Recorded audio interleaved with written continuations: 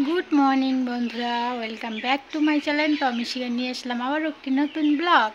তোমরা সবাই কেমন আছো? আশা করি সবাই ভালো আছো। তোমাদের আশীর্বাদ ও ভালোবাসা আমিও ভালো আছি। তো সকালে আমি উঠেছি, কিচ্ছু করিনি, কুটো ছেড়ে দুটো করিনি, সব মা করে নিয়েছে। ঠাম্মা আজকে ঠাকুর পুজো দিয়েছে, কালকে যেহেতু একাদশী ছিল, একাদশীর উপর ছিল, আজকে সকাল সকাল ঠাম্মা ঠাকুর দিয়ে দিয়েছে। আমি শুধু কাজ করার মতন আমাদের যে কাপড় জামাগুলো আছে মেয়েদের, আমার সেগুলো কেচে মেলে দিয়েছি, মেলে দিয়ে চান করেছি। চান করে আমাদের রাস্তার যে ঠাকুরটা, ওইটা ঠাকুরকে পুজো দিয়ে আসলাম, আর কিচ্ছু করিনি। সারাদিন সঙ্গে থাকো, দেখতে থাকো আজকের ভিডিওটা কেমন লাগে।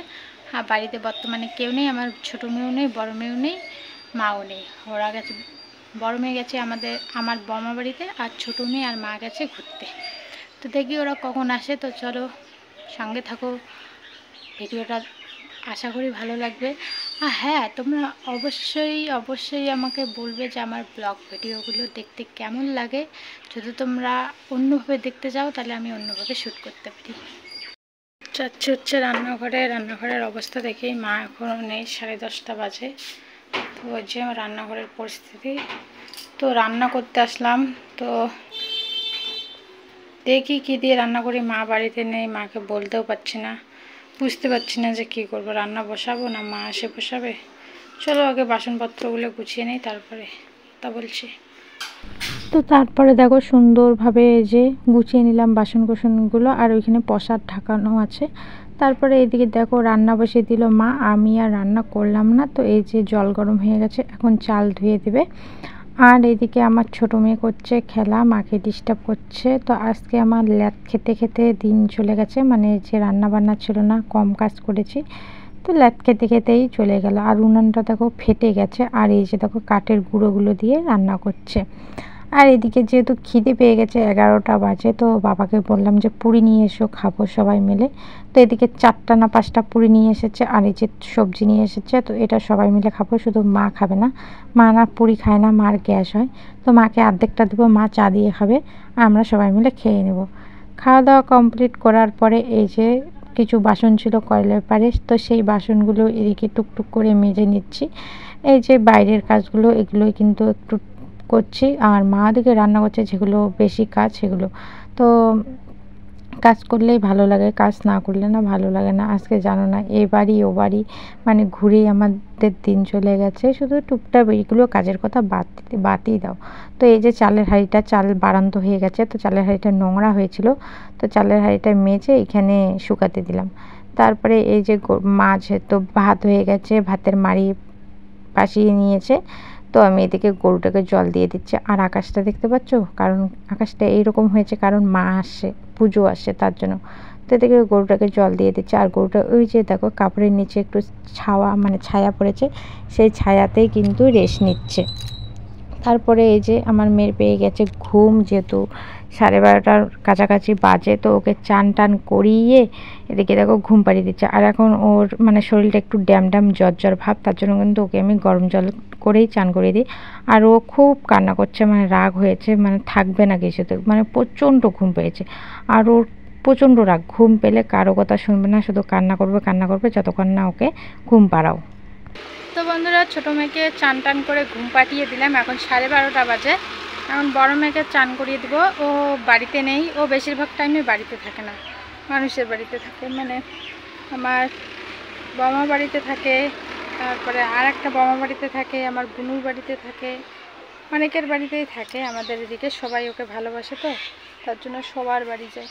তো চলো ওকে এখন ডেকে নিয়ে এসে চান করিয়ে দেবো। তো বন্ধুরা, ওর চান খাওয়া সব কমপ্লিট, ও এখন ঘুমাবে।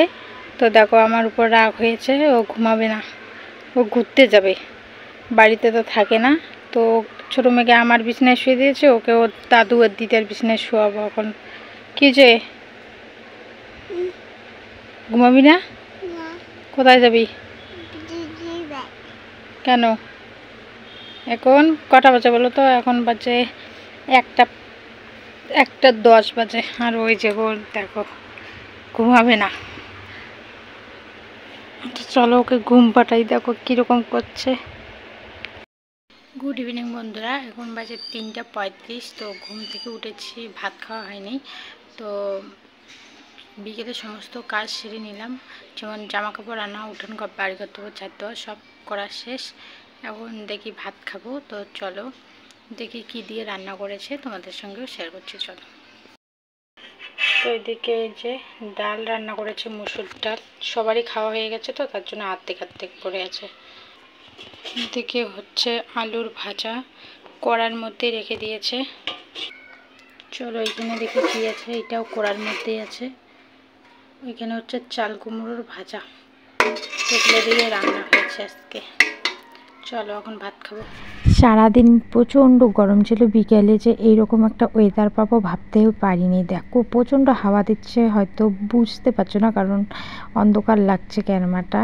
আর আকাশটায় দেখো এক রাশ মেঘ একখানে জমে আছে, আর এদিকে মাঠটা সবুজে সবুজ, উপরটা কালো মেঘে ভরে গেছে। দৃশ্যটা দেখতে এত ভালো লাগছে, আর মন প্রাণ সব জুড়িয়ে গেছে। প্রচণ্ড হাওয়া দিয়েছিল।